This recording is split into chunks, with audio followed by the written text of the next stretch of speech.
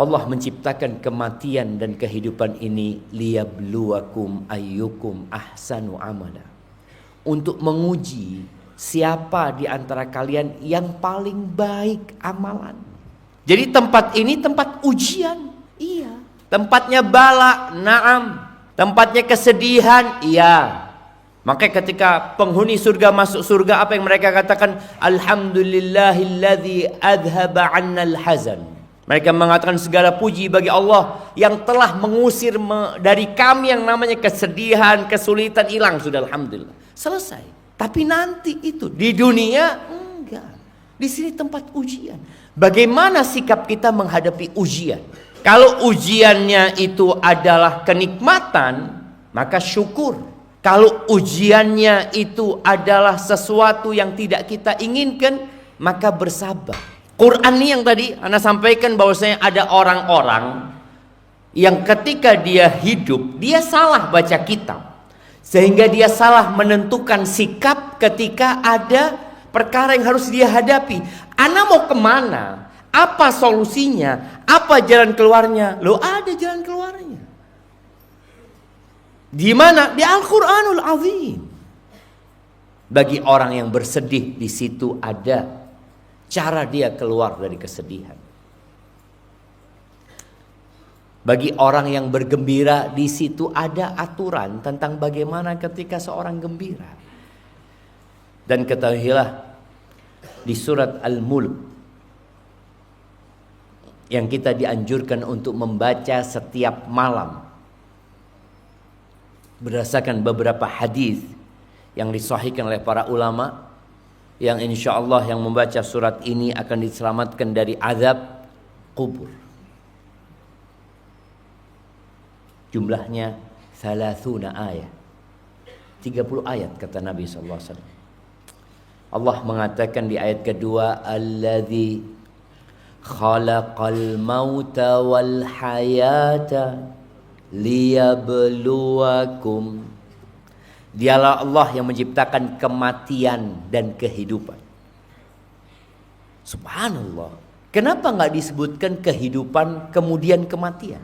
Tapi Allah mengatakan al-maut. Karena kita dulu memang nggak ada. Bapak-bapak, ibu-ibu dulu nggak ada. Lalu jadi ada. Allah menciptakan kematian dan kehidupan. Dan kehidupan itu akan berakhir dengan kematian. Kemudian kematian itu akan berakhir dengan kehidupan yang tanpa batasan. Ya. Allah akan bangkitkan kita setelah kita mati. Kemudian Allah akan hidupkan kita dengan kehidupan yang tanpa batasan. Di surga atau di neraka. Ketika penghuni surga sudah di surga. Ketika penghuni neraka sudah di neraka.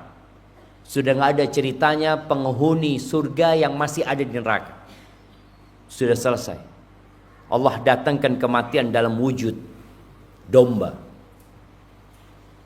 Lalu dikatakan kepada penghuni neraka, kalian tahu apa ini?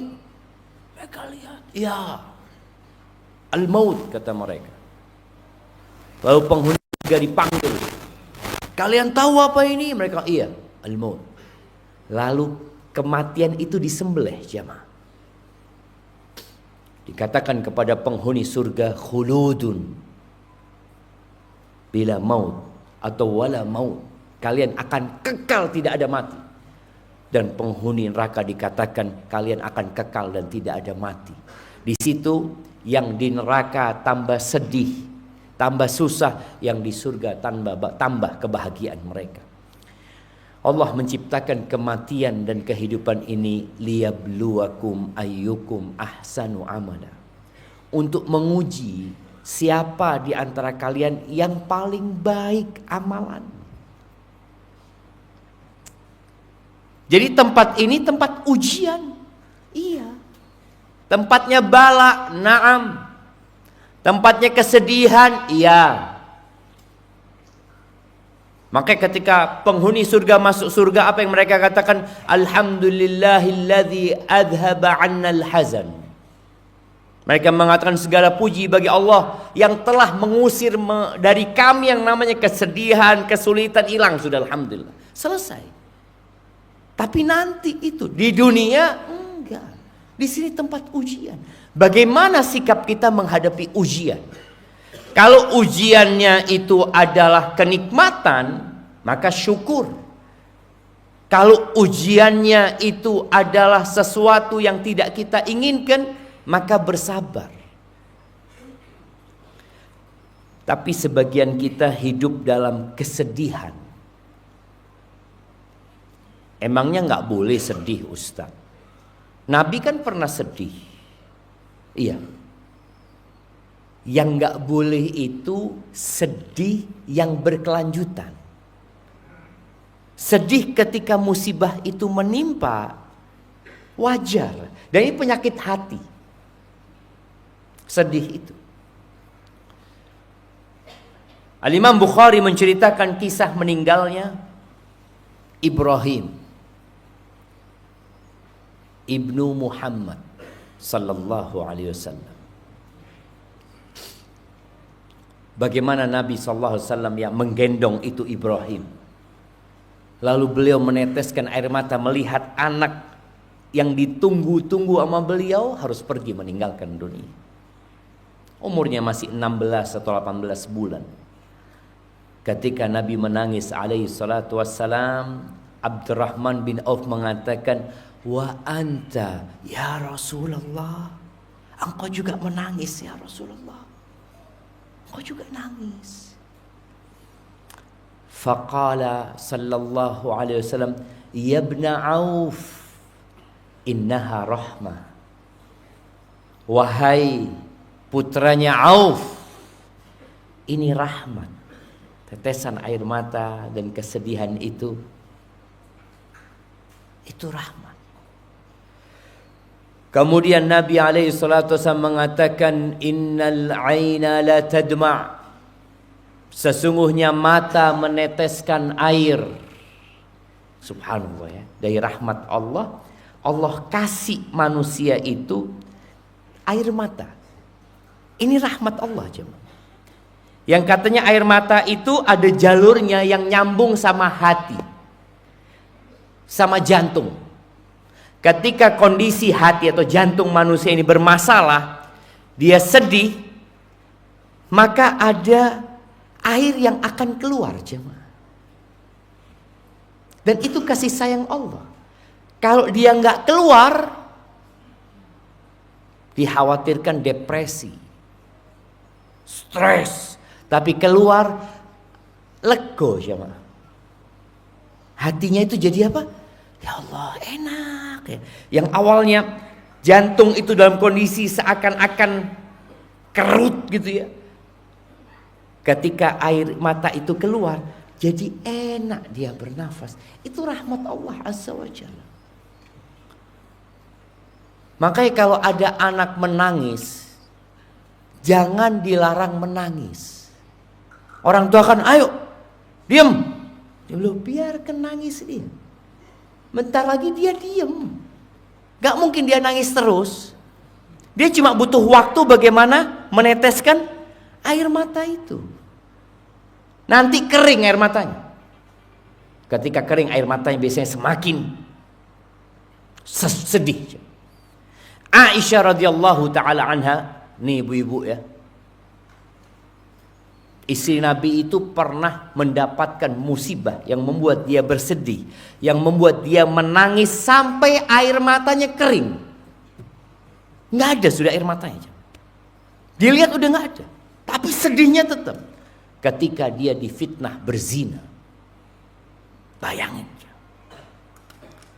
Istri Nabi difitnah berzina dan omongan itu tersebar di kota Madinah. Sallallahu ala nabiyina wasallam.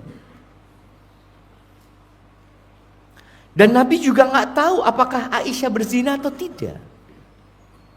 Karena jamaah omongan orang itu, kalau sering diomongkan, kadangkala kita jadi percaya padahal bohong. Engkau tahu, fulan itu maling. Mosok, iya, ngomong terus, padahal tidak maling fulan. Karena tersebar satu kampung, iya, anak katanya maling memang. Loh, kamu, iya, anak dengar juga maling. Akhirnya, oh, koyoke maling, padahal bukan maling. Apalagi sekarang dengan adanya medsos, berita dusta itu kalau sering kita dengar ya, kita baca sampai kita percaya. Dan Aisyah mengatakan itu. Kalian itu gara-gara dengar orang ya ngomong itu, akhirnya itu tertanam di diri kalian kalau memang berzina Aisyah ini. Aisyah nangis ya, sedih tadi sampai kering. Tadi kalau bicara Nabi alaihissalam menangis, Nabi mengatakan rahmat itu. Tadi ketika keluar air mata jadi rodok tenang, walaupun kemudian matanya bengkak ya. Tapi dia sudah tenang. Wal qalba yahzan. Kata Nabi SAW, mata meneteskan air, hati bersedih, tapi tetap sabar. Ana mau tanya, sabar itu apa? Siapa yang tahu?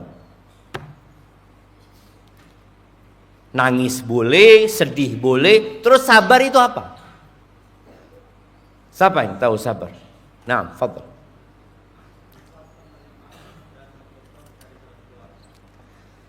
Menerima dan mencoba mencari jalan keluar. Kalau menerima itu sudah ridho, sudah di atasnya sabar, wis ridho. Enggak sabar pertanyaan. Jadi ketika menghadapi musibah itu ada 4 jamaah ya. Tingkatan yang paling rendah yang haram itu namanya jaza. Yang kedua itu sabar, yang ketiga itu ridho, yang keempat itu syukur. Ana mau tanya tingkat terendah yang boleh. Iya, di sana. Iya, fadhol yang belakangnya tuh. Nah.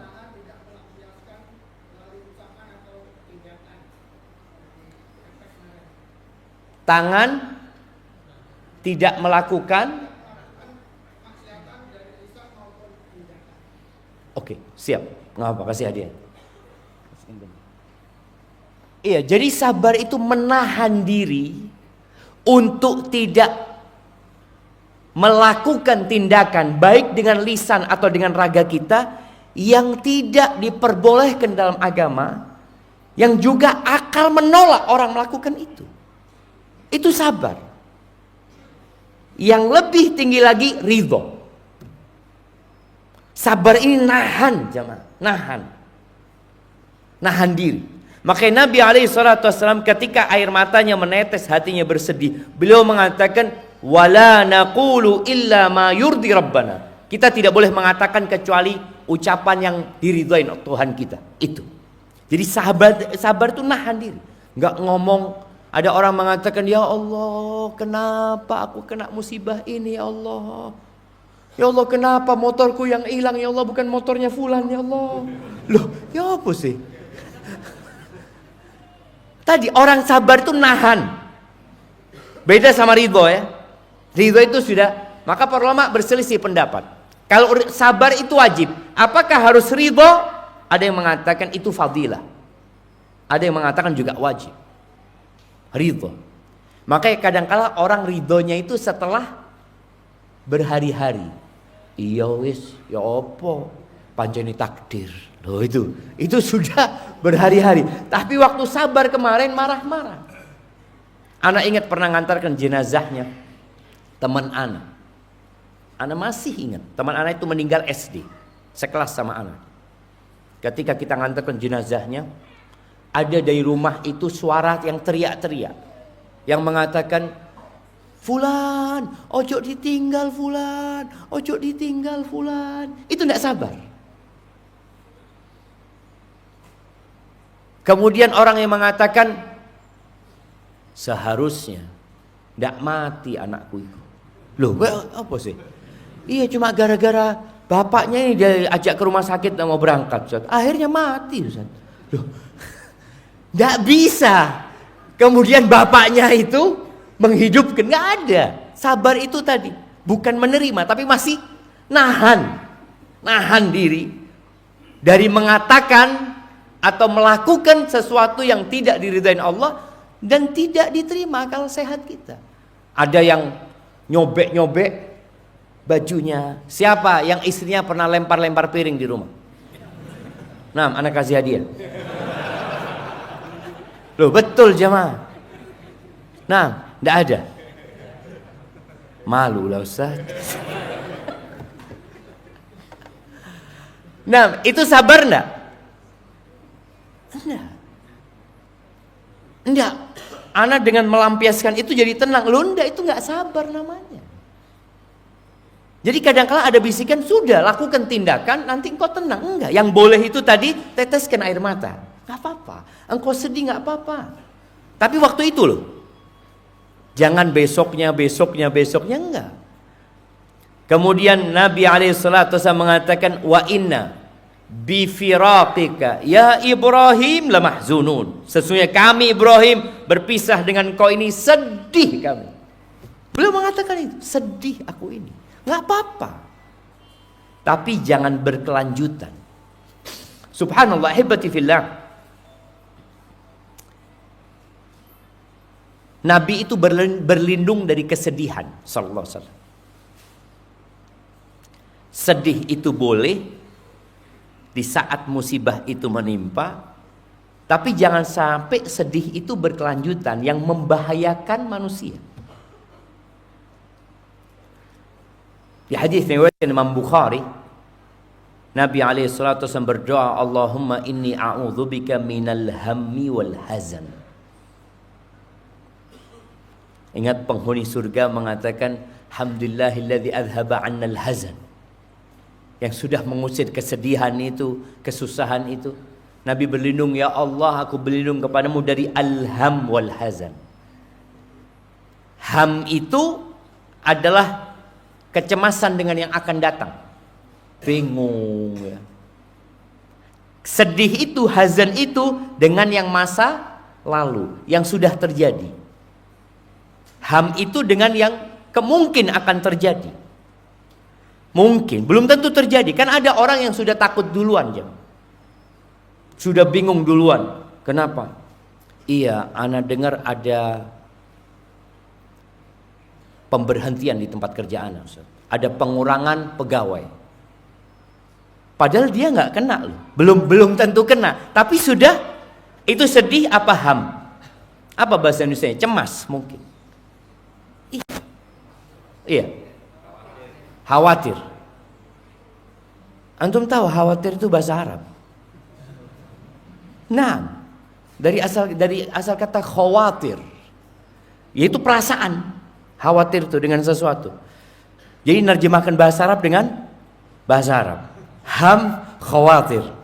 Iya, ya itulah tadi. Khawatir, ada ketakutan dengan sesuatu yang bakal menimpa dia. Bisa menimpa, bisa tidak menimpa. Dan itu ujian dari Allah Azza wa Jalla. Nabi berlindung dari itu. Wal ajzi wal kasal. Beliau berlindung dari ajiz. Ajiz itu ketidakmampuan. Al kasal itu ketidakmauan, malas. Ada orang mampu tapi nggak mau, ada orang mau tapi nggak mampu. Nabi berlindung dari dua hal ini sallallahu alaihi wasallam. Ajiz, kelemahan ya. Kan ada orang kalau disuruh, ayo kerjakan ini, aduh dah iso aku. Dengar azan ke masjid yuk, nggak mampu. Nggak mampu apa? Iya, nggak tahu anak kalau ke masjid nggak mampu. Tapi kalau ke lapangan bola mampu anak. Antum lihat sebagian orang itu. Enggak, dia bukan nggak mampu, tapi nggak mau. Dia mampu tapi dia nggak mau. Kita perlu berlindung dari hal itu. Wal bukhli wal jubn, dan aku berlindung dari kebakhilan dan sifat pengecut. Wa dhala'id dain wa ghalabatir rijal, aku berlindung dari terlilit hutang dan ditindas oleh laki-laki. Ahibati fillah, Al-Imam Ibnul Qayyim rahimahullahu ta'ala, subhanallah, ketika beliau menjelaskan tentang kesedihan ini, beliau mengatakan setan itu ingin orang itu sedih. Kenapa? Karena ketika seorang hamba itu sedih yang berkelanjutan, tadi kalau sedihnya sebentar selesai, ada sedih yang berkelanjutan. Ketika dia bersedih kelanjutan itu, maka dia akan menjadi manusia yang tidak produktif. Selesai sudah. Orang kalau sedih itu gimana? Ayo makan, enggak enak mangan. Duh, ayo silaturahim, enggak wis. Sudah kamu silaturahim. Ayo kajian, enggak wis. Ana sedang sedih.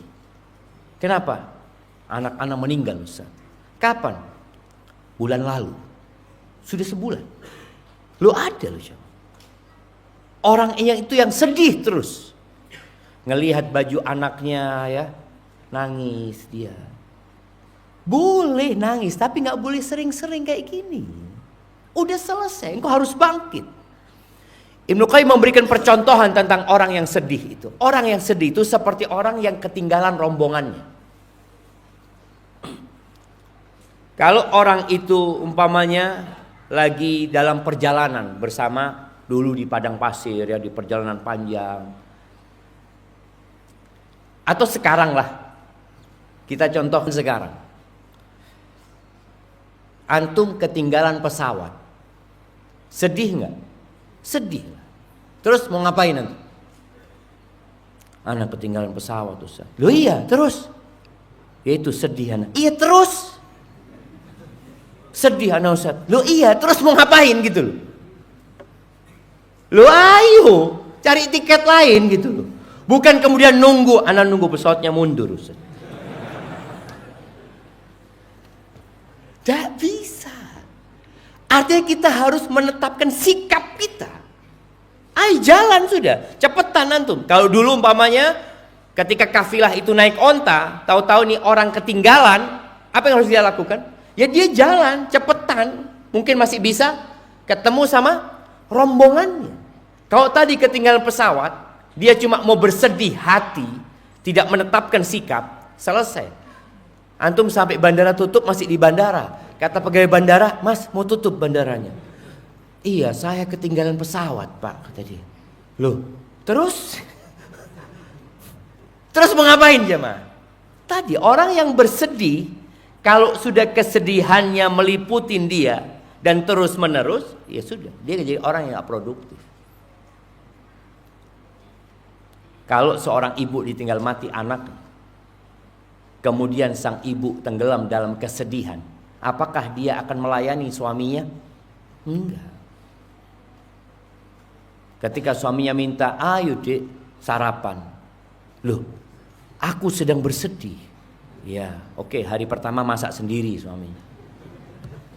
Hari kedua, dek, ayo sarapan. Loh, aku sedang bersedih mas. Kira-kira suaminya kemana jemaah? Mikir, ya Allah, aku cuma duit siji kok ini ya Allah. Makanya tadi jangan tenggelam dalam kesedihan, harus menetap sedih sudah, tapi kegiatan harus dijalankan. Di surat Al-Mujadilah ayat 10 Allah mengatakan innaman najwa minasyaitan liyahzunal ladzina amanu. Najwa itu bisik-bisik keburukan ya, untuk merusak hubungan antara umat Islam, itu dari syaitan. Tujuannya apa? Membuat orang-orang beriman sudah bersedih, nggak ngapa-ngapain dia jemaah. Ahibati fillah, Rasulullah sallallahu alaihi wasallam mengajarkan kepada kita banyak doa. Maka buat yang sedang bersedih, ini sikap yang perlu diambil. Berdoa, meminta kepada Allah solusi. Di hadis yang diriwayatkan oleh Imam Ahmad dari Abdullah bin Mas'ud radhiyallahu anhu, Rasulullah sallallahu alaihi wasallam mengatakan, "Ma qala 'abdun qatt idza asabahu hammun aw hazan." Tidaklah seorang hamba membaca doa ini ketika dia ditimpa oleh dua penyakit tadi, ham dan hazan. Kekhawatiran dengan masa depan dan kesedihan dengan masa lalu. Kalau orang baca doa ini, maka Allah akan hilangkan itu kesedihannya dan kekhawatirannya. Apa doanya? Allahumma inni abduka wabnu abdika wabnu amatik. Ya Allah, aku nih hambamu. Tadi anak ingatkan di awal, bumi ini milik Allah. Yang terjadi di tempat ini yang diinginkan Allah Azza wa Jalla. Kita hanya hamba. Maka katakan ini abduka, aku hambamu ya Allah. Bapakku juga hambamu ya Allah. Ibuku juga hambamu. Ini usaha untuk merendahkan diri dan menghilangkan kecongkakan dan keangkuhan. Pejabat itu pantas nggak berbangga diri? Pantas nggak? Ya pantas lah punya jabatan. Kalau antum orang miskin, oh saya fulan, sopo awakmu iki. Tapi kalau dia pejabat, pantas gitu loh. Walaupun nggak boleh berbangga-bangga diri dengan, tapi dia pantas masih. Anaknya pejabat pantas nggak? Ditilang sama polisi, saya anaknya wali kota. Oh iya, fadhol lanjut. Pantas. Kalau keponakannya pejabat, kalau tetangganya pejabat, saya tetangganya Bapak Fulan gitu. Ya kan ada orang menjadikan itu bahan sebagai kebanggaan dia. Di doa ini antum hilangkan semua kebanggaan itu. Dia mengatakan aku hambamu, bapakku juga hambamu ya Allah, emakku juga hambamu ya Allah. Selesai. Jadi garis keturunanku semuanya budak ya Allah. Semuanya budak. Gak ada yang pejabat. Garis keturunanku semuanya budak. Sampai Nabi Adam semuanya Abdullah. Ini sebuah pernyataan yang benar-benar seorang menyerahkan dirinya kepada pencipta. Tauhid yang dia ungkapkan kepada Tuhan. Mengatakan aku hambamu. Bapakku juga hambamu. Ibuku juga hambamu. Nasiyati biyadik. Ubun-ubunku ini ada di tanganmu ya Allah. Madin fiyah hukmuk. Keputusanmu pasti berlaku buat aku. Pasti berlaku. Adlun fiyah qada'uk. Ketentuanmu ya Allah pasti adil buat aku. Nih, ada orang ketika dapat musibah merasa gak pantas. Kenapa saya kok kena musibah? Padahal saya banyak sedekah. Antum menyatakan adlun fiyah qada'uk ya Allah. Ketentuanmu itu adil ya Allah. Yarhamukallah. As'aluka bikulli ismin huwa lak sammaita bihi nafsak au anzaltahu fi kitabik. Ya Allah, aku memohon kepadamu dengan nama-nama milikmu. Karena Allah nyuruh kita berdoa dengan asmaul husna. Allah mengatakan walillahil asmaul husna fad'uuhu biha. Berdoalah kalian dengan menggunakan asmaullahul husna ini. Ini Nabi mengajarkan doa, aku memohon kepadamu dengan semua namamu ya Allah, yang milikmu, yang engkau namakan dirimu dengan nama-nama itu, atau engkau turunkan dalam kitabmu, au 'allamtahu ahadan min khalqik, atau engkau pernah ajarkan kepada salah satu dari hambamu, au ista'tsarta bihi fi ilmil ghaibi 'indak, atau nama itu nggak ada yang tahu kecuali engkau ya Allah. Ini memohon dengan semua asma'ullahul husna. Ini yang namanya tawassul ya. Jadi awal itu semuanya tawassul tadi. Pernyataan aku hambamu, kemudian menyebut kebesaran Allah Azza wa Jal, menyebut ketentuan Allah, lalu mulai meminta dengan nama-nama Allah, lalu mengatakan apa yang diminta sih? Antaj'alal Qur'anal 'azima rabi'a qalbi. Aku minta ya Allah agar engkau jadikan Al-Quran Al-Karim Al-Azim itu rabi'a qalbi. Rabi itu ada namanya musim rabi, musim semi. Orang tuh senang dengan musim semi karena dia melihat daun-daunan mulai tumbuh. Jadikan Quran itu seperti itu di hatiku ya Allah. Jadi senangnya sama Quran. Wa nura sadri, dan cahaya di dalam dadaku. Kita tahu jantung itu ada di dalam dada. Quran itu jadi rabi, jadi tempat yang menyenangkan buat hatinya, dan cahaya buat dadanya, wajilaa hazni wa dhahaba hammi. Dan bagaimana Quran itu bisa mengusir kesedihanku dan kekhawatiranku pergi. Kata Nabi SAW, barang siapa yang baca doa ini, illa adhaballahu hamma, melainkan Allah akan ganti kekhawatiran-kekhawatiran itu dengan ketenangan tentunya. Sudahlah, serahkan sama Allah. Wa abdala makana hazanihi farahan atau huznihi farahan. Allah akan ganti tempat sedihnya dengan kegembiraan. Ketika Nabi mengatakan itu, apa kata para sahabat? Ya Rasulullah, yambaghi lana an nata'allam haula'il kalimat. Kayaknya kita ini harus mempelajari doa ini ya Rasulullah. Kenapa? Karena hidup manusia di antara kesedihan dan kekhawatiran. Itu yang terjadi sama kita. Akan ada musibah yang menimpa. Akan ada musibah yang ditakutkan akan menimpa kita. Berarti kita wajib nih, kita harus mempelajari doa ini. Apa kata Nabi SAW? Ajal, iya, seharusnya kalian mempelajari doa ini. Yanbaghi liman sami'ahunna ayyata'allamahunna. Harusnya orang-orang yang dengar doa ini, dia mempelajarinya. Kemudian doa lain jamaah, insyaallah kita hafal doa ini. Diriwayatkan oleh Ahmad dan Abu Dawud dari Nufai' bin Harith bahwa Rasul sallallahu alaihi wasallam mengatakan da'watul makrub.